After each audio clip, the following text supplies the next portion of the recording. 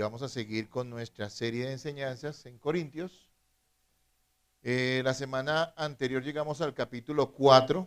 El capítulo 4 nos está hablando acerca de los siervos de Dios, de los ministros de Dios, de cuál debe ser la actitud de la iglesia hacia ellos y de ellos hacia la iglesia, qué debe esperar la iglesia de los ministros y en qué deben ser ejemplo los ministros a la iglesia del Señor. Básicamente ese es a grandes rasgos el tema del capítulo 4 de Corintios. Recordemos que la iglesia de Corintios era una iglesia muy bendecida con dones. Pablo reconocía en ellos verdaderos cristianos, pero también era una iglesia supremamente inmadura. Y dentro de esa inmadurez, estos corintios habían hecho de aquellas personas que les enseñaban la palabra, allí Pablo cita a Pablo, a Apolos, a Pedro, ¿sí? Posiblemente algunos otros más que les enseñaban la palabra, habían hecho de estos hombres caudillos, a los cuales ellos usaban para formar bandos y divisiones dentro de la iglesia. Y entonces Pablo tiene que reprenderlos fuertemente, es lo que hace con mucho amor, pero con mucha claridad en esta epístola.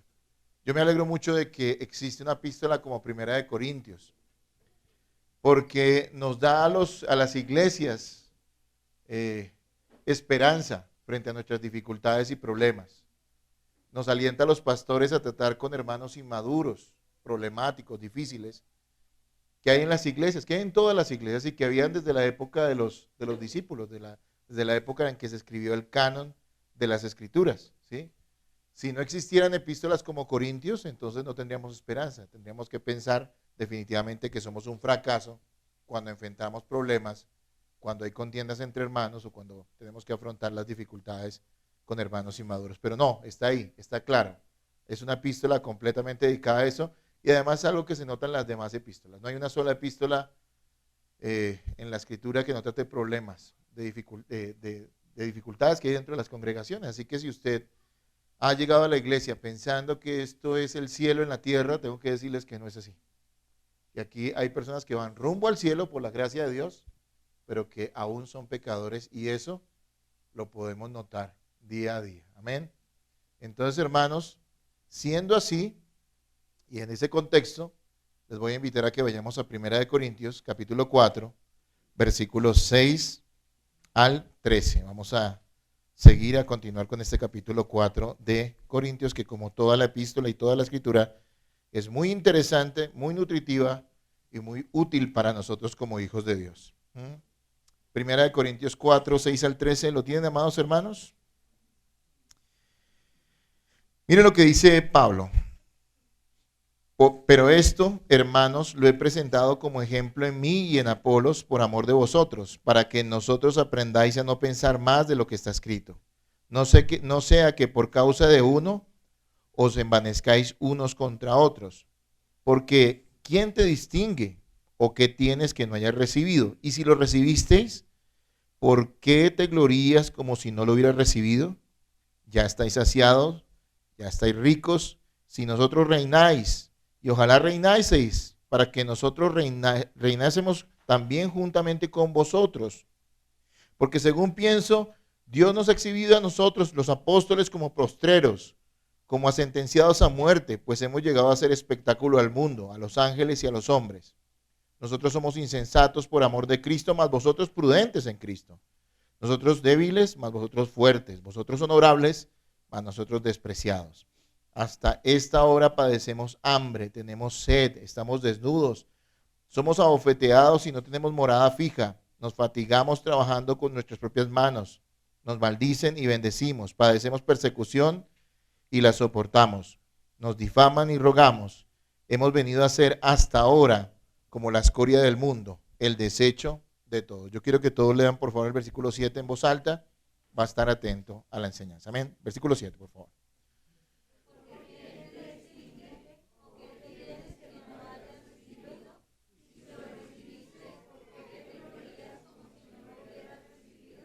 Amén.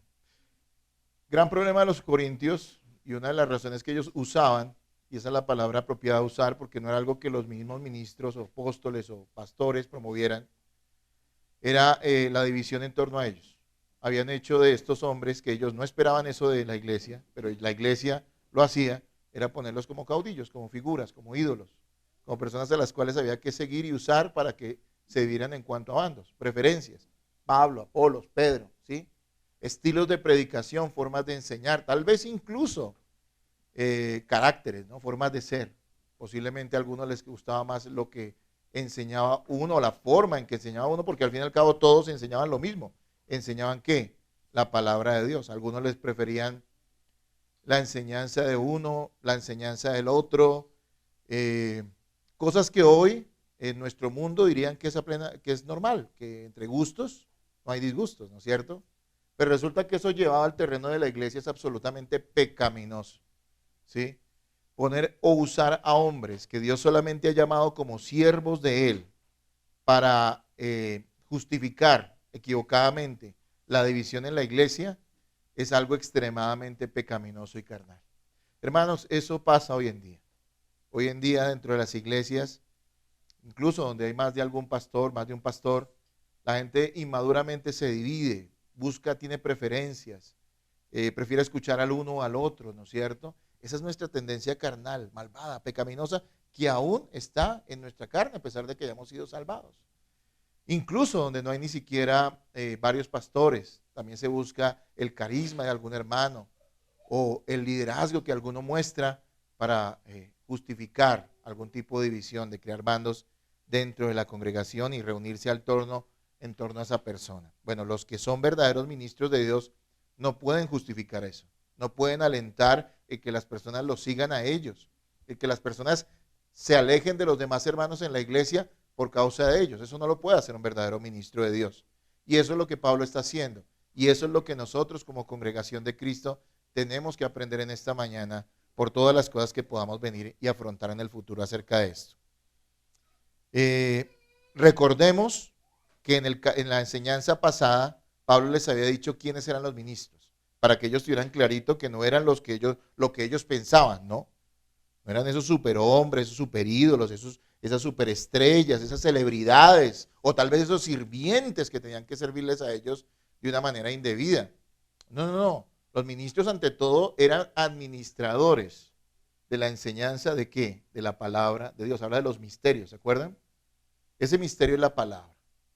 ¿A qué está llamado un pastor? A ser una celebridad, a ser un gerente. ¿Sí? Mucha gente espera tantas cosas de los pastores y que son cosas que Dios no les ha mandado a hacer. ¿Sí? Hoy hay mucha gente que dice ser pastores, pero uno dice, pero la realidad es que a la luz de la Escritura no son pastores.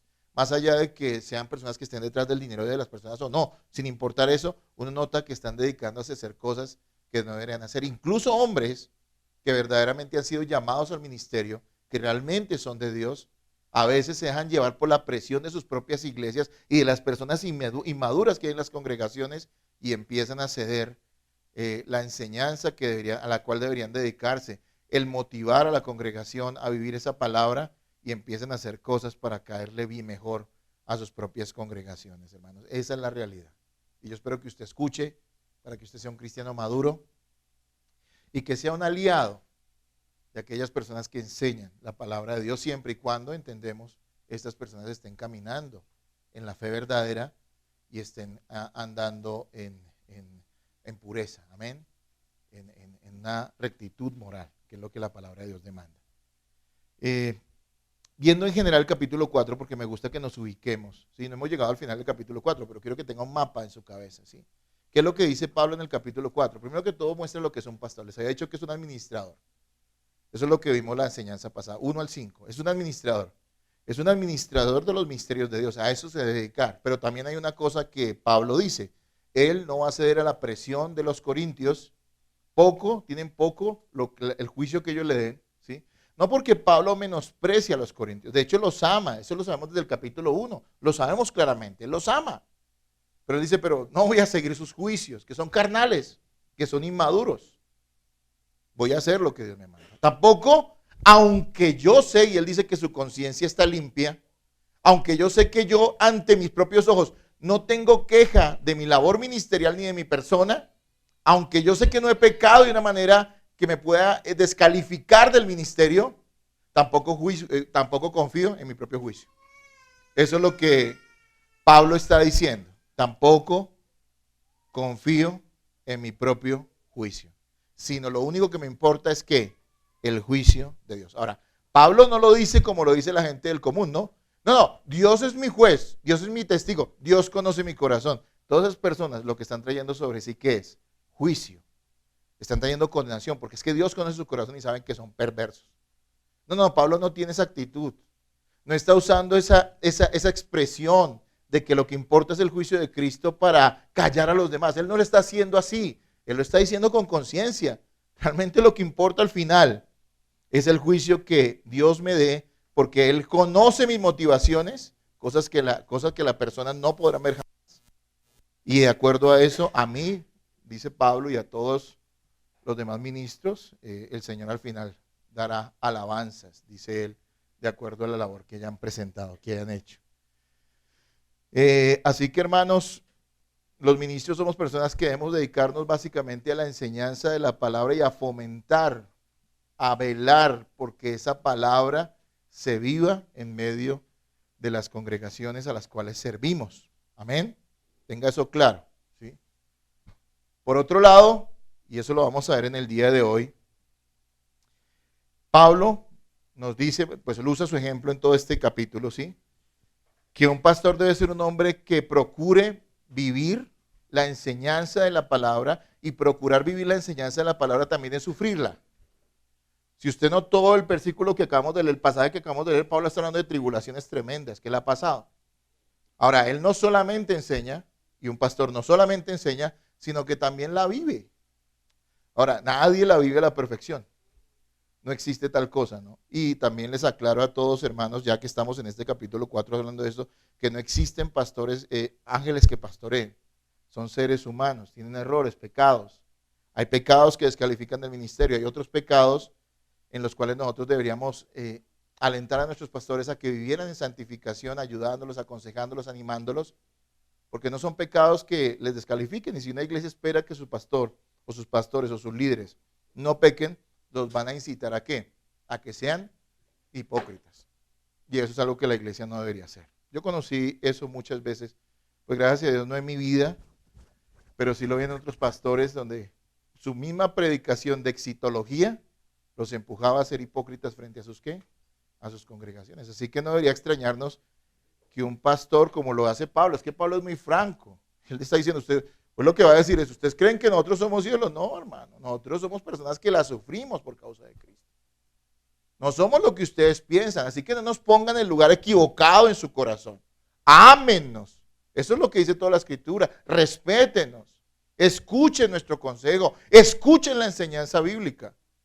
Pero nosotros no somos lo que ustedes piensan. Somos gente que Dios decidió exhibir públicamente como ejemplo de lo que es vivir fielmente para Cristo. Y eso implica sufrir. Y sufrir harto en muchas ocasiones. La próxima semana veremos que Pablo también les dice a ellos que un hombre de Dios, un pastor, es una persona que se esfuerza en hacer que su congregación viva la enseñanza de la palabra. Y entonces él toma su propio ejemplo y también aquellos que les ha enviado a los corintios. Timoteo está allí enviado a los corintios como personas que están animándolos ¿a qué? A que vivan la enseñanza de la palabra. Así que miren lo interesante, un pastor número 1, y le estoy dando el panorama del capítulo 4, ¿sí? Para que lo tengan en su cabeza. Un pastor, un ministro, es una persona que enseña la palabra y a eso se dedica. Y enseñando la palabra debe no recibir juicios o no tener en cuenta los juicios equivocados que muchas personas puedan tener, ni siquiera el propio, sino siempre debe juzgarse a la luz de las Escrituras, él mismo. Y la iglesia debería hacer lo mismo con los pastores, juzgar a la luz de las Escrituras, porque definitivamente es muy triste cuando una iglesia juzga a aquellos que le sirven y le enseñan en base a sus propias opiniones. No me simpatiza, no me parece bonito, es gordo, es flaco, es una persona que no habla lo mejor, es que yo veo que el pastor que sale en la internet, ese habla mejor o ese tiene más títulos. No, hermano, eso en base a eso no se puede juzgar a un verdadero pastor. ¿Es en base a qué? A las Escrituras, ¿sí? Por otro lado, nos está diciendo que esos pastores son ejemplo a la iglesia de personas que viven la palabra, sin ser perfectos, obviamente. Y que en medio de vivir la palabra sufren, ¿sí? Y es algo que no nos debería extrañar. Los pastores no somos motivacionalistas que tenemos que vender una imagen. Nosotros tenemos que vivir la palabra a la par de ustedes con el sufrimiento y las vicisitudes que también ustedes se enfrentan, hermanos. Porque al fin y al cabo somos hermanos en Cristo. Lo que pasa es que nosotros tenemos una encomienda especial de Dios en cuanto a la enseñanza y a promover la vida de la palabra en medio de la iglesia. Amén, hermanos. ¿Cómo vamos hasta ahí? ¿Me estoy haciendo entender? ¿Está haciendo calor? No. Lo pusimos a las 10 para que no haga calor, ¿no es cierto? Por otro lado, mire lo que nos va a decir el capítulo 4. Nos va a decir que esos hombres también promueven la enseñanza y la vida de la enseñanza de la palabra de Dios en medio de la congregación. O sea, no solamente me dedico a ser un conferencista, sino que estoy empujando a la iglesia, en buenos términos, obviamente, a que viva ¿qué? La palabra. Ahora, otra cosa que quiero aclararles de antemano. Aquí toca ir siempre aclarando, porque a veces cuando enseñamos es como cuando arrestan a alguien. Todo lo que usted diga puede ser usado en su contra. Pero siempre me gusta ir aclarando, ¿sí? Y es que es cierto, el pastor promueve, pero el pastor no puede vivir la vida de otros. ¿Y cuántas personas en la iglesia pecan? Y a veces hasta los últimos que nos enteramos somos los pastores de su estilo de vida. Porque muchos hermanos en la iglesia no disciplinan, porque muchos hermanos prefieren callarse, porque es que es mi amiguito, mi familiar, o porque es la persona, o yo prefiero evitar problemas, y a veces terminamos los pastores siendo los últimos que nos enteramos. Entonces sí, promovemos la enseñanza de la palabra, ponemos a otras personas a que también alienten a la iglesia a vivir la palabra, pero nosotros no podemos ser responsables por lo que cada quien viva. Somos responsables por lo que le enseñamos y por el ejemplo que les dimos. Pero más allá, no podemos. ¿Cómo vamos hasta ahí? Esta es la introducción. Ahora bien, ¿qué estaba pasando? Los corintios, hay una palabra que usé ahí, envanecer. Interesante. Los corintios se estaban envaneciendo. Ese es el diagnóstico. ¿Qué es envanecerse? Es estar orgullosos de ¿qué? De sí mismo. Y hay tres razones por las cuales se envanecen que vamos a ver en el pasaje de hoy. Tres razones por las cuales ellos se envanecían, ¿sí? La primera, porque su forma de pensar no era bíblica. Eso lo vamos a ver hoy. O sea, estos cristianos, sí, porque eran cristianos, los corintios, los hermanos de la iglesia de Corintios, se envanecían, es decir, estaban orgullosos de sí mismos. Porque número uno, porque tenían una manera de pensar que no era bíblica. Su forma de pensar no era bíblica. Segundo, porque creían merecer los dones y las bendiciones que habían recibido. Ellos creían que tenían méritos para haber recibido lo que recibieron por gracia, imagínense. Entonces no era gracia, ¿no es cierto? Pero ellos estaban confundidos en eso, por su propio orgullo, están intoxicados, ¿sí? Tercero, ellos estaban orgullosos de sí mismos, envanecidos, porque vivían cómodamente de una forma muy parecida a la gente mundana de su época. Tres cositas que vamos a ver en esta mañana. Yo le pido que ponga atención, que reciba la palabra, que esto lo pongamos por ahora en nuestra congregación. Es muy importante que lo hagamos. La primera es que cuando uno se empieza a envanecer, a sentirse orgulloso de sí mismo, es porque su forma de pensar no es bíblica. Número dos, porque empieza a creer que merece cosas y empieza a dejar de lado el entender o el reconocer que la gracia de Dios es la razón última por la cual hemos recibido todas las cosas. Y tercero, porque uno vive cómodamente. La comodidad en medio de un mundo pecaminoso, cuando uno no es incómodo a los incrédulos, cuando uno está cómodo con la gente que no conoce a Dios y la gente que no conoce a Dios está cómoda con uno, entonces allí empieza a haber orgullo. Amados hermanos, el título de la enseñanza de hoy es Sin motivos para ser orgullosos. Sin motivos para ser orgullosos. O sea, no hay motivos para que seamos orgullosos. Y si alguien no tiene motivos para ser orgulloso, ¿es quién? Un creyente, un cristiano. Hermanos, es claro que el evangelio no promueve el orgullo y que es imposible seguir a Cristo sin luchar cada día contra nuestra propia vanidad. Hermanos, esas son cosas que les recordamos. El orgullo es algo que Dios aborrece y que si no se le domina en nuestras propias vidas, hará a los cristianos personas inútiles y serán un tropiezo para los demás en la iglesia. Se lo repito, El orgullo es algo que Dios aborrece y que si no lo controlamos, y digo dominarlo, controlarlo, ¿saben por qué? Porque hay una realidad, y es que ninguno de nosotros aquí está libre de orgullo. Ninguno. Todos tenemos que luchar con ese remanente de orgullo que a veces no parece remanente, sino que parece querer dominarnos. Y lo vemos en nuestras expresiones, en nuestra forma de pensar, en nuestra forma de hablar, en las actitudes que tenemos hacia los demás, en las actitudes que tenemos hacia Dios, en la actitud que tenemos hacia nuestros propios maestros, ¿sí? Cuando los despreciamos o cuando los exaltamos indebidamente, allí vemos que orgullo. Sí, yo les puedo decir, el orgullo necesitamos erradicarlo totalmente de nuestra vida. Hoy, ojalá que sí, pero no va a ser. Tenemos entonces que luchar cada día con eso. Es que hay cosas que al haber sido salvados,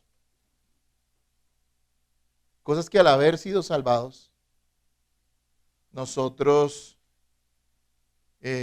hemos sido librados del juicio, de la condenación. Amén. Pero hermanos, hay un remanente de pecado en nuestra vida todavía. Y ese remanente de pecado está allí, ¿sí? Y si nosotros no lo controlamos con la palabra, con la oración, con la gracia de Dios en nuestra vida, eso puede llegar a dominarnos. Y es por eso que podemos ver cristianos que en un momento determinado, como los corintios, tenemos el ejemplo de los corintios, que eran bien carnales, puede llegar a dominar su vida y hacer cosas que realmente desagradan a Dios en medio de su iglesia, amados hermanos. Entonces, amados hermanos, debemos evaluar nuestra propia vida respecto al orgullo y la humildad que debemos vivir. Y debemos estar dispuestos a ayudar a aquellos hermanos en los cuales notemos que su orgullo está ganando terreno en sus vidas. Es muy importante esto, hermanos. El orgullo, que la gente le pone otros nombres, ¿no? O sea, no usamos el apelativo de orgullo. Destruye iglesias. El orgullo, cuando no se controla en medio de una congregación, hace que la iglesia no sea un remanente de paz, sino de conflictos. Y por eso nosotros tenemos que saber. Y a eso vino usted hoy, si no, pues ¿a qué vino? A escuchar, a atender, a recibir la palabra. No solo a olvidarla, no solamente a cumplir. Y por eso quiero que entendamos lo que vemos en este pasaje y lo que vamos a ver en el pasaje de hoy. Hay algunas pautas, vamos a ver 3 pautas. 3 cosas en este pasaje que tenemos que tener en cuenta para morir al orgullo. 3 cosas. 3 cosas que yo veo allí, aplicándolas desde el texto de Corintios a nuestra vida, a nuestra iglesia, para que el orgullo no gane terreno en nosotros y nos lleve a vivir una vida parecida a la de los corintios, que sería desastroso, hermanos. Amén. Primero que todo, en el versículo 6 vamos a ver que debemos pensar nosotros mismos de acuerdo a la Biblia. Si queremos morir al orgullo, debemos pensar bíblicamente. Sobre todo respecto a quién, a nosotros mismos. Número 2, versículos 7 al 8, vamos a ver que debemos recordar que no tenemos nada de qué jactarnos. Si queremos evitar el orgullo en nuestra vida, debemos recordar que no hay nada de qué jactarnos. Y que también nosotros debemos humillarnos, versículos 9 al 13, al ver el buen ejemplo de otros creyentes. 3 cositas. La primera es que debemos pensar en nosotros bíblicamente. La segunda es que debemos recordar constantemente que no hay nada de qué jactarnos. Y tercero, que nosotros debemos humillarnos al ver el buen ejemplo de otros creyentes. Vamos a entrar en nuestros puntos. Le pido que tenga su Biblia en la mano. Le pido que ponga mucha atención, que honre a Cristo de esa forma, que no se distraiga y que recibamos la palabra de Dios hoy humildemente, como dice el Señor. ¿Ok? Creo que todos necesitamos este consejo y este alimento. Amén. Número 1, si nosotros queremos morir al orgullo, y lo necesitamos, hermano. Vuelvo y le repito algo que dije al principio. Entregarse al orgullo, aunque el orgullo se camufla fácil ayer. Nosotros debemos revisar nuestro corazón. También debemos estar atentos a aquellos hermanos en la iglesia que están cediendo al orgullo. Para, con amor y disciplina, apartarlos de ese camino. Mire que Dios tuvo que disciplinar a Pablo. A Pablo, el gran apóstol Pablo, tuvo que ser disciplinado por el Señor. ¿Por qué? porque posiblemente él iba a ser un inútil para Dios si se envanecía. Y dice que allí el pasaje dice que por causa de las revelaciones que le fueron dadas a Pablo, cosas que a otros hombres no les fueron dadas, Pablo podía envanecerse y de esa manera Dios permitió que un aguijón en su carne, dice, ¿sí? Que un mensajero de Satanás, dice Pablo, lo llama así, lo abofeté. Así que, amados hermanos, eso debemos entenderlo. Yo creo que un hijo de Dios, cuando empieza a ceder al orgullo, Dios lo va a disciplinar. Cuando una iglesia empieza a ser orgullosa, como lo que le está pasando a los corintios, también Dios la va a disciplinar. Pero qué bueno que nos discipline.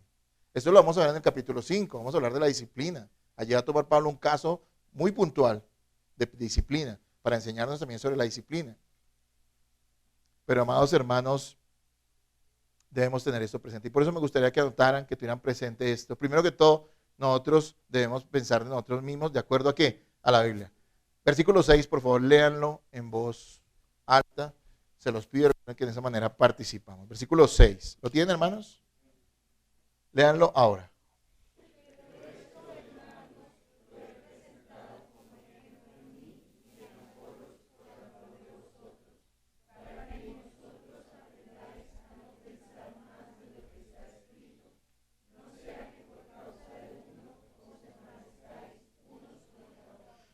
Mire, Pablo y Apolos no eran los caudillos que los corintios deseaban o anhelaban. Ellos realmente no querían maestros, ellos querían era caudillos, personas que pudieran poner y usar su nombre como excusa para sus divisiones. Pero Pablo les está diciendo, no, miren, yo tomo el ejemplo de mí y el de Apolos para decirles que no es así, que uno debe pensar de sí mismo solo de acuerdo a lo que la Escritura enseña. De hecho, dice la palabra de Dios en Romanos 12:3, que eso es el orgullo. El orgullo es pensar de uno mismo más de lo que debe pensar de uno mismo. No sé si me hago entender. Se lo leo. Romanos 12:3 dice, digo pues por la gracia que me es dada a cada cual que está entre vosotros, Pablo dirigiéndose a la iglesia, que no tenga más alto concepto de sí que el que debe tener. ¿Tenemos que tener un concepto nuestro? Sí, pero ¿cuál? El que debe ser el apropiado. ¿Y el apropiado cuál es? El que enseña la Escritura. ¿Sí? Así que, hermanos amados, Pablo les había dicho, piensen en nosotros de acuerdo a lo que les hemos enseñado. Entendemos que Pablo como apóstol estaba siendo inspirado para hablar cosas que iban a quedar consignadas después, ¿dónde? En las Escrituras. Entonces dice, piensen en nosotros. ¿Qué les había dicho Pablo que eran ellos? Les digo que ellos no eran los grandes líderes que ellos pensaban, sino que eran servidores. Y de hecho usa la figura de trabajadores en un campo ajeno. ¿Se acuerdan que le había dicho que ellos eran los que trabajaban, pero que el Señor era el que daba el crecimiento? Lo que está diciendo es que el campo no es nuestro, es del Señor. Nosotros solamente somos, ¿qué? Trabajadores. No nos podemos apropiar ni de ustedes, ni de la obra de Dios. Pablo ya les había aclarado eso. También les dijo que eran servidores. ¿Se acuerdan la palabra griega que se usaba en el pasaje de hace 8 días para servidores? A ver, ¿se acuerdan o no? Exacto, pero la palabra juperetes, ¿no es cierto? Que era un juperete, ¿no? Juperete era un esclavo de la más baja condición que lo metían en galeones, que eran barcos, en una época donde no había motores y pues sí habían velas, pero no siempre soplaba el viento, así que habían una cantidad de esclavos. Hay películas que muestran eso, donde ellos están todos remando al mismo tiempo. O sea, una persona de esas no se pertenecía, no eran el dueño del barco. Él está diciendo, miren, todos nosotros que ustedes se elevan a una posición tan grande, somos simplemente esclavos de Cristo, juperetes de Cristo, que todos nos toca remar ¿a qué? Al mismo nivel. Al mismo ritmo y estamos en el mismo nivel. No piensen que uno está por encima del otro, no, no. Todos al fin y al cabo son ¿qué? Remeros, ¿sí? Gente que rema, ¿sí? Son esclavos. También ha dicho que el pastor o el ministro, y él se toma como ejemplo, es un mayordomo. Ahora, entonces ellos no tendrían por qué pensar que estos discípulos, que estos apóstoles, que estos pastores eran motivo de división en la iglesia. Y dice que se envanecían unos por uno o por otro, ¿no? Entonces, siguiendo a uno, siguiendo a otro, creían que esto era algo muy ilustre. Y lo que pasa es que era la cuestión del mundo. Hermano, miren, nosotros pensamos a veces que el mundo, la mentalidad del mundo no está en nosotros. Pero uno nota cuando habla con los hermanos, a veces en sus conceptos acerca de la vida, que sí hay mucho del mundo en nosotros y es peligroso. Noten el caso de los corintios. ¿Sabe por qué ellos querían hacer de los discípulos, servidores, juperetes, mayordomos, querían hacer caudillos, porque eso era lo que su cultura apreciaba.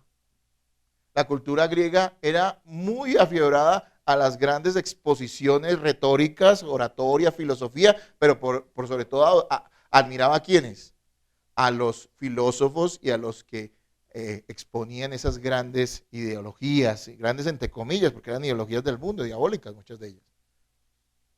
Entonces ellos creían, como dice el mundo, su cultura, que aquel que seguía al mejor maestro, entonces era mejor que los demás. ¿Sí? Como hoy en día, no sé, tal vez hayan personas que piensen que si fueron a una gran universidad, entonces eso les da cierta alcurnia, ¿no? Y creo que eso pasa en nuestra sociedad, ¿no es cierto? Entonces, si usted fue, no sé, bueno, no quiero hablar de universidades porque de pronto le piso el callo a alguno, pero usted fue a X o Y universidad, entonces es mejor que otra, pero me imagino que si un colombiano hoy estudia por allá en Harvard o en Oxford, en Inglaterra, llegará acá y dirá, uff, todo el mundo le hará reverencias, me imagino, creo yo, tal vez no. Porque creen que estuvieron en una buena universidad. Ahora bien, en esa época, entonces el que era discípulo de un gran maestro, entonces tenía de qué jactarse. Pablo le está diciendo, por favor, nosotros no somos grandes maestros, simplemente somos servidores del Señor. Simplemente somos servidores del Señor. ¿Cuántas iglesias se dividen por seguir a un pastor que está en rebeldía, digamos? ¿Cuántas iglesias se dividen por líderes que creen tener la razón y creen tanto tener la razón que están dispuestos a partir una iglesia, a dividirla, ignorando todo lo que la Escritura enseña acerca del perdón, del amor, de la restauración de relaciones como cristianos? Todos esos pensamientos de qué? Del mundo. Y eso estaba pasando con los incrédulos en Corinto, pero también estaba llegando a la iglesia, ¿sí? Hoy también se piensa que los líderes se empoderan, ¿no? Entonces la gente está dispuesta a escuchar y a pagar por conferencias muy floridas, muy emocionalistas, o asistir a iglesias donde les muevan sus emociones, porque creen que esos líderes, esa palabra es como nueva, empoderar, ¿no? Sobre todo se usa para las mujeres, yo no sé qué, empoderar me imagino que es como darles poder, no sé. Pero hay gente que piensa eso. Nosotros sabemos, decimos, miren, hay una cosa que Dios le manda a sus pastores, y es que sean fieles a la enseñanza de la Escritura y a la vida de la Escritura. Si un pastor no es reconocido por nadie, pero hace eso, al final dice, y eso es el espíritu de lo que estamos viendo en este capítulo, al final el Señor reconocerá su labor por encima de la de muchos. Hermanos amados, cuando nuestro concepto de nosotros mismos no es conforme a las Escrituras, es decir, lo que Dios dice acerca de nosotros, el resultado ¿qué es? Pecaminoso, falso, confuso y conflictivo, ¿sí? ¿Cómo se ven las personas a sí mismas en el mundo? ¿Sí? Hoy, ¿cuál es el pensamiento? Y creo que durante mucho tiempo. El pensamiento es que todos son merecedores de mejores cosas. Como dice por ahí la publicidad de alguna iglesia, entre comillas, dice, el campeón. ¿Descubre el campeón que hay en ti, no es cierto? Eres merecedor de cosas mejores de las que tienes. Tú eres una persona virtuosa, eso es lo que te están diciendo, eso es lo que te gritan en los medios de comunicación, eso es lo que te gritan en las universidades, en los colegios, y si tú no tienes bien metido en la cabeza lo que la palabra de Dios enseña, te vas a empezar a extraviar, vas a empezar a ser un orgulloso, ¿sí? Tú mereces cosas mejores, tú eres virtuoso, tú lo que eres un incomprendido. Eres una persona tan de potencial, pero la gente no te comprende. Eso es lo que el mundo dice. O, por otro lado, dice, somos víctimas. ¿Se han dado cuenta que hoy nadie reconoce su culpabilidad de nada, sino que todo el mundo es ¿qué? Víctima. ¿Sí? Víctima. El ladrón, hoy dice la filosofía, el ladrón se entra a una casa, se cae del tercer piso, se rompe una pierna y resulta que la culpa no es del ladrón que se entró, sino es la culpa de ¿quién? Del dueño de la casa, por alguna razón. Esa es la filosofía de nuestra época. ¿Usted cree que esa es la filosofía bíblica? No. Nosotros tenemos que pensar conforme a las Escrituras. Por eso a veces traemos ese pensamiento a la iglesia y entonces tenemos una cantidad de hermanitos victimizados, incomprendidos. Es orgullo. Ay, es que no me comprenden. Es que yo soy víctima de los demás. Los demás no me quieren. Ese es el pensamiento del mundo traído a la iglesia. Yo creo que yo merezco algo mejor. Me imagino que algunos pensarán, merezco un pastor mejor.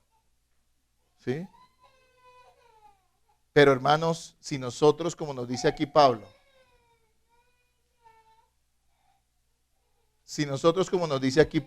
pongan atención por favor, pensamos de nosotros bíblicamente, ¿qué va a pasar? Vamos a estar conformes primero que todo. ¿Qué es pensar de nosotros mismos lo que debemos pensar bíblicamente? Yo se los puedo resumir. No somos nada y todo lo hemos recibido, que es lo que nos va a decir en el siguiente pasaje, en los siguientes versículos. Perdón. Si usted piensa así de sí mismo y dice, oiga, qué contento estoy, ¿no es cierto? Una persona que ha comido en los mejores restaurantes y un día tiene que comerse un almuerzo de corriente de 7,000 pesos en un barrio, ¿qué piensa de ese almuerzo corriente? Una persona que está acostumbrada a comer en los mejores restaurantes las comidas más caras y tiene que un día rebajarse a comer un corrientazo, como nosotros lo llamamos, ¿que sentirá esa persona agradecida? El ser humano no es así. ¿Qué dice? Uy, no, pero esta cosa, uy, eso todo baboso, ¿sí o no? Sí, yo me imagino que piensan así. Una persona que aguanta hambre, que lleva días sin comer y tú le das una guapanela y un calado, ¿estará agradecida? Hermano, nosotros no somos los que hemos comido en mejores restaurantes, somos miserables pecadores que venimos del mundo de comer basura, de estar contentos de revolcarnos en nuestra porquería. Esa es la realidad, se nos olvida. Cuando llegamos, entendemos las doctrinas de la gracia, estamos contentos, agradecidos, vivimos en amor, en armonía, todos los hermanos parecen lindos. Mire, también Dios le dio la gracia que me dio a mí. Oh, hermanos, gloria a Dios, aleluya. Y con los años se nos empieza a olvidar y empezamos a olvidarnos de la gracia que hemos recibido y empezamos a ver a los demás como enemigos. Pecado, orgullo, eso es lo que estaba pasando con los corintios y si nos descuidamos, eso nos puede pasar. Tengamos cuidado porque el orgullo nos lleva al conflicto. La persona que piensa de sí mismo conforme a la escritura dice, estoy conforme, ¿estoy qué? Estoy agradecida. Será una persona humilde y no va a hallar razones para contender con sus hermanos. Note que el orgulloso, cualquier cosa sirve como motivo de conflicto. Se me ha señalado incluso en ocasiones a veces las personas, cualquier cosa que se diga en una predicación o cualquier cosa que se diga en una reunión o de pronto una charla entre hermanos se vuelve un motivo de pelea, discusión, de uy, me atacaron, uy, terrible. Pero hermano, es orgullo, eso no es otra cosa. Vamos al diagnóstico, dejémonos de tonterías. Y el orgullo no se trata alimentando el orgullo. No, sí, hermano, pobrecito usted, ay, es que no lo compré. No, hermano, sabes que estás pecando. Tienes que arrepentirte, amado hermano. Porque tú estás deshonrando a Cristo con esa actitud. Mire, Pablo no les consiente a los corintios. Mire, yo desde el principio les dije a ustedes, Pablo, si fuera un líder carnal, ¿qué haría? Oiga, menos mal que en Corintios reconocen la unción. ¿Sí o no? Menos mal que en Corintios saben que yo los fundé, que yo fundé esa iglesia y por lo menos hay unos sensatos que me siguen a mí. ¿Sí o no? ¿Qué eso diría Pablo? Si fuera un carnal, ¿qué está diciendo, hermano? No somos nada. ¿Ustedes qué están pensando? ¿Ustedes qué están diciendo? ¿Por qué se dividen en torno a nosotros? Miren, nosotros vamos a ser tentados, amados hermanos, a cambiar nuestra forma de pensar bíblica. Yo estoy seguro que muchas personas y muchos pastores serían más amados por sus congregaciones si fueran menos fieles a las escrituras. Y usted dice, no, pastor, pero ¿cómo me vas a decir eso? Mira, en la práctica es así. Todo el mundo dice amén. Hermanos, hay que disciplinar y todos, amén. Pero vaya a disciplinar a alguien. Muchos sacan el orgullo. Y eso es de lo que nos está hablando. Miren, frente a la presión que todos experimentamos como cristianos en nuestro medio, en nuestro trabajo, en nuestra vida, en nuestras familias, y también en la iglesia a veces de personas en medio de la congregación, para que nosotros no seamos fieles a las escrituras, me acuerdo siempre como una ilustración del ejemplo de Martín Lutero. Martín Lutero fue llevado a un tribunal en un lugar que se llama Worms, en Alemania. Todo el mundo estaba en contra de él. Bueno, había unos que lo simpatizaban, ¿no? Sus ideas. Este hombre estaba defendiendo la palabra de Dios. En ese tribunal todo el mundo, muchos príncipes, gente muy ilustre estaba en contra de él. Los enviados del Papa querían atacarlo, querían una sola cosa, que él se retractara de la verdad. Y dice que, y eso quedó en mi mente hace muchos años, que lo único que Martín Lutero le respondió, cuando ellos les demandaron que se retractara, les dijo, ¿saben qué? Mi conciencia es cautiva de la palabra de Dios. Yo no puedo ir en contra de mi conciencia. Yo estoy convencido que lo que estoy defendiendo es lo que la Biblia enseña. Si ustedes me pueden demostrar desde la Escritura que lo que yo estoy diciendo no es verdad, entonces me voy a retractar. Pero de lo contrario, mi conciencia es cautiva de la palabra de Dios. Hermanos, vamos a ser tentados. Si nos calláramos frente a un pecado, tal vez seríamos más queridos. Si no tuviéramos que señalar alguna falta en algún hermano, tal vez seríamos más queridos.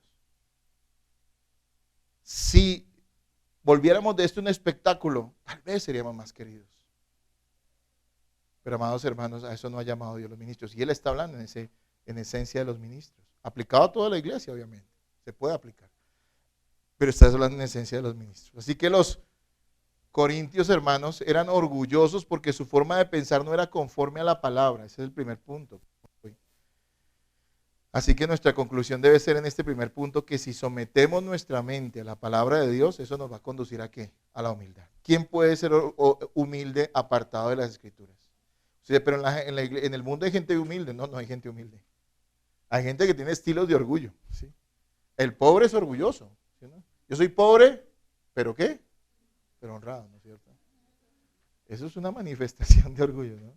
Y vaya uno a ver si somos tan honrados, porque todos los seres humanos son ¿qué? Ladrones, todos. Eso dice la Escritura. Por eso necesitamos un Salvador que nos libere de esas mañas. Amén.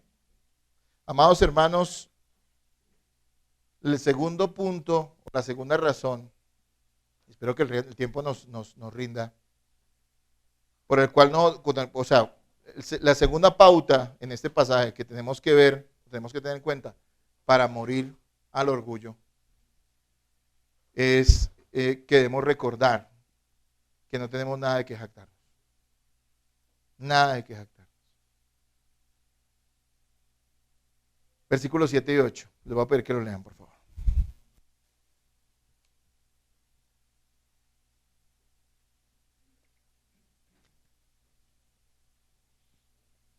Siete y 8, ¿lo tienen, hermanos? Léanlo ahora.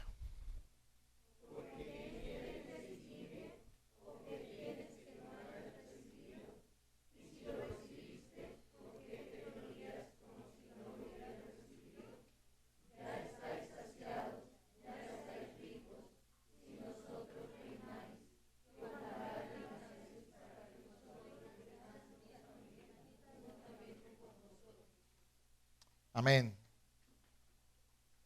Pablo les recuerda que no había nada que hiciera uno más especial que al otro dentro de la iglesia, porque sus dones y sus bendiciones eran un regalo merecido. Recuerde que algo que nos va a mostrar también la epístola de los Corintios, en unos capítulos más adelante, es que los corintios sí tenían muchos dones que habían recibido de parte de Dios, pero esos dones espirituales se les había vuelto motivo de ¿qué? De orgullo, ¿sí? Terrible. Un regalo de Dios y lo volvemos ¿qué? Motivo de orgullo. Eso a veces pasa también con nosotros. Una persona puede recibir, porque al fin y al cabo también lo que Pablo está diciendo acá, que si somos ministros por la gracia de Dios, los que Dios ha llamado a pastorear, a servirle a Él de pronto en una labor puntual en la iglesia, lo somos por la gracia, no por méritos. Todos lo recibimos, entonces ¿de qué podemos jactarnos? Sin embargo, uno puede tomar el ministerio y volver de eso una razón de orgullo para su propia vida. Y uno escucha a personas así. Y a veces las iglesias no ayudan, ¿no? Porque elevan de una manera equivocada a aquellos que sirven en la congregación. Entonces, hermanos amados, Él les está recordando, miren, no hay nada que haga a uno más especial que a otros, porque es que todos al fin y al cabo son beneficiarios de la gracia de Dios. Algo inmerecido. Ahora bien, escúchenme, hermanos. Nosotros no estamos hablando de personas que merecían algo y por eso lo recibieron.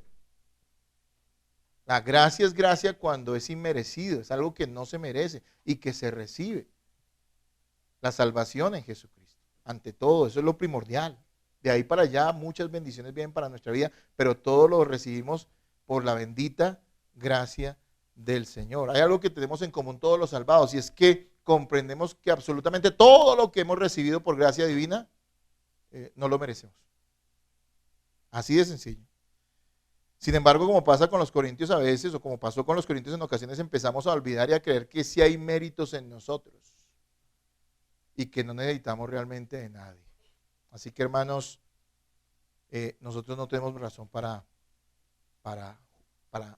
enaltecernos, para creer que somos mejores que otros, ¿no?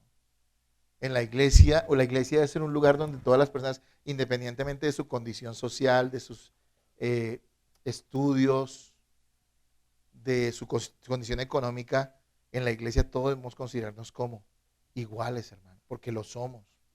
Somos merecedores y somos personas que no merecemos lo que hemos recibido, ¿sí?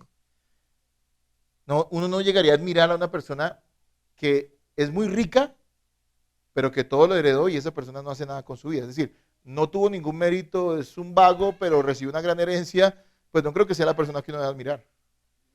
Nosotros somos las personas que estamos perdidas y recibimos una herencia bendita en Cristo, así que ¿de qué nos jactamos? Eso es lo que estaba pasando allí. Hay que morir a ese orgullo.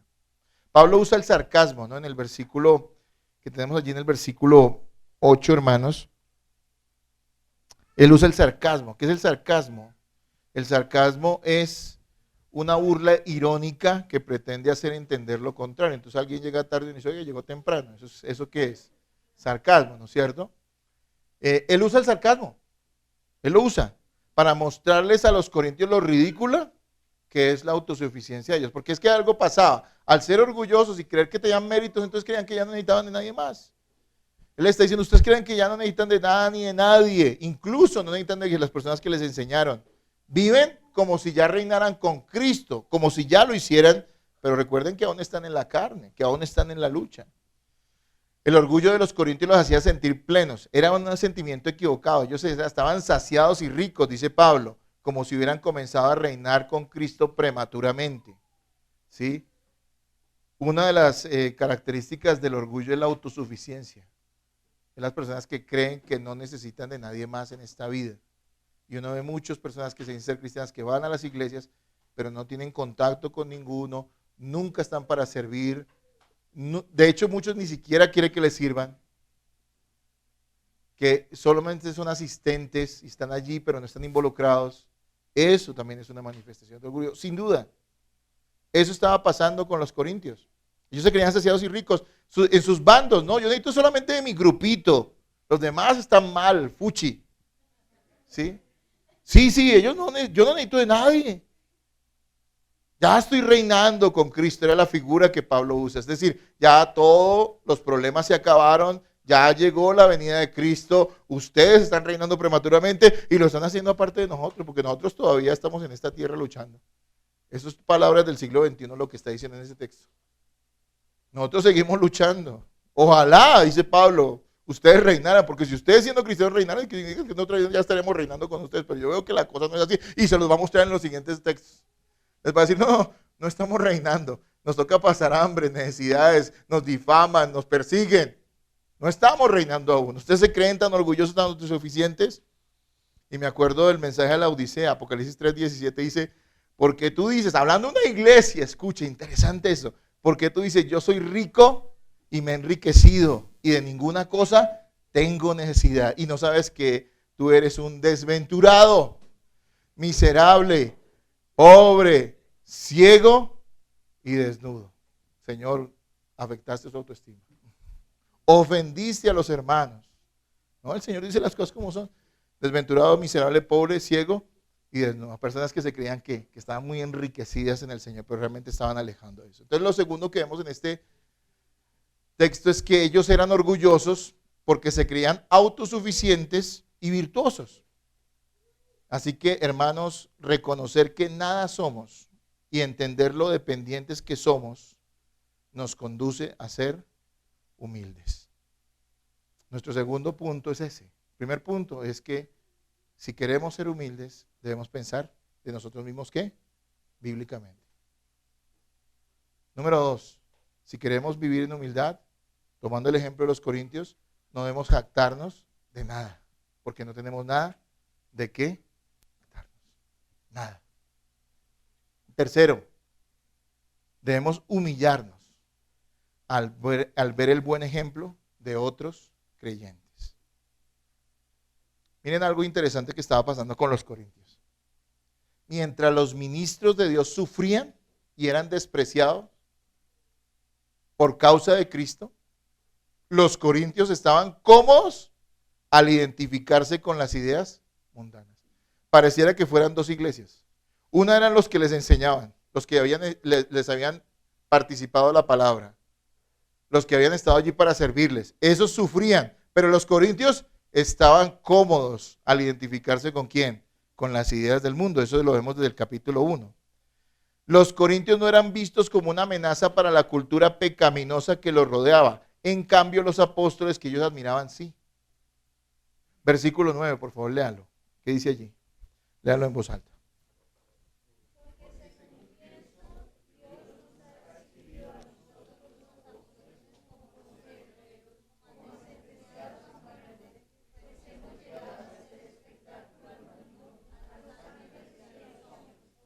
Mire, Pablo les hace entender lo siguiente, la idea es la siguiente. Ustedes creen que nosotros somos grandes, ustedes creen que están en lo más alto, que ya están reinando con Cristo. Les voy a decir, no, miren nuestro ejemplo.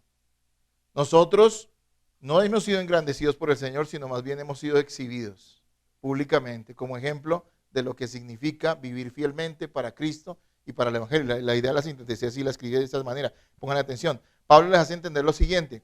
Los ministros de Dios no somos lo que ustedes afirman. Grandes líderes que deben ser exaltados y seguidos. Por el contrario, miren nuestra vida. Dios no nos ha engrandecido, más bien nos ha puesto como ejemplo en una exhibición pública, es decir, un espectáculo ante todo el mundo de lo que es padecer y ser despreciado por causa de Cristo y del Evangelio. Él les está diciendo, hermanos, no somos lo que ustedes piensan que nosotros somos.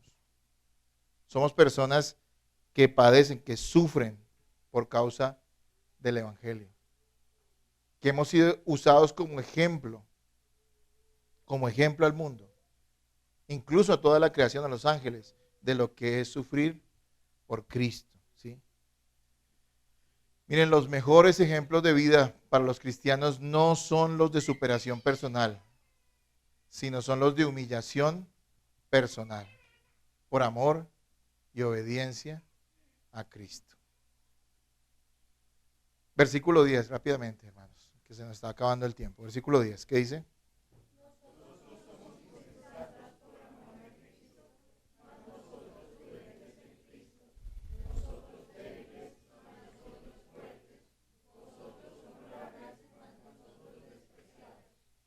Amén. Miren que él hace un paralelo allí, también usando el sarcasmo, ¿no? La mundanalidad de los corintios los había hecho diferentes a sus maestros. Ellos se creían sabios, fuertes y eran estimados por el mundo. Asimismo, frente a tanta grandeza, entre comillas, los ministros parecían tontos, débiles y despreciados por el mundo. Y lo eran, ¿no? Despreciados por el mundo. Ese sarcasmo lo entiendo porque Pablo lo usa, ¿no? Porque a veces uno ve y le provoca a veces ser un poco sarcástico con algunos hermanos que a veces parece que siempre tuvieran la razón en todo y que nadie la tiene sino ellos. Hermanos, había una gran diferencia entre los corintios y sus maestros, y era que los maestros eran fieles a Cristo y por eso eran perseguidos por el mundo y sufrían. En cambio, los corintios, que creían ser tan ilustres, tan sabios, con la sabiduría esa que habían mezclado con el mundo y que no era la de Dios, que es lo que nos viene enseñando desde el capítulo 1, que ellos eran afiebrados a ese tipo de sabiduría mundana. Eso los había llevado no a vivir como los maestros verdaderos, sino como gente que era inofensiva para el mundo. Y nosotros deberíamos evaluar nuestras vidas y pensar si realmente también nosotros somos inofensivos para el mundo. En el medio donde nos movemos, pasamos desapercibidos. Y eso no me refiero a que usted está aquí por su belleza, por la forma de hablar o sus finas maneras de conducirse, sino me refiero a que usted realmente en usted puedan ver a alguien diferente porque es fiel a Jesucristo. Eso estaba pasando con los corintios. Hoy en día creo que la gente desprecia a aquellos ministros que son fieles a la palabra porque no son queridos por el mundo. Y de hecho no son queridos por muchos de aquellos que se dicen ser cristianos. Usted no encuentra que las predicaciones más visitadas en YouTube sean las de los buenos maestros bíblicos, sino son las de aquellos que son definitivamente una vergüenza y que no tienen nada que ver con el evangelio, pero que se dicen ser pastores. Es motivo de vergüenza ser fiel a Jesucristo. Pero sabe una cosa, es parte de ser verdaderamente fieles a Él. Versículos 11 al 13, ya vamos terminando. Léanlo ustedes, por favor.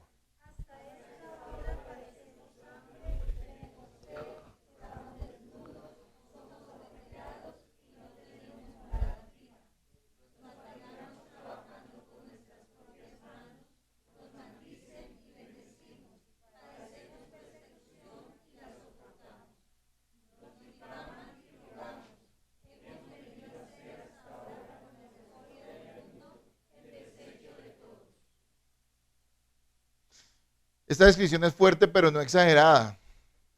Palabras más, palabras menos, lo que les está diciendo. Más bien sigan nuestro ejemplo de negación antes de seguir siendo orgullosos y motivos.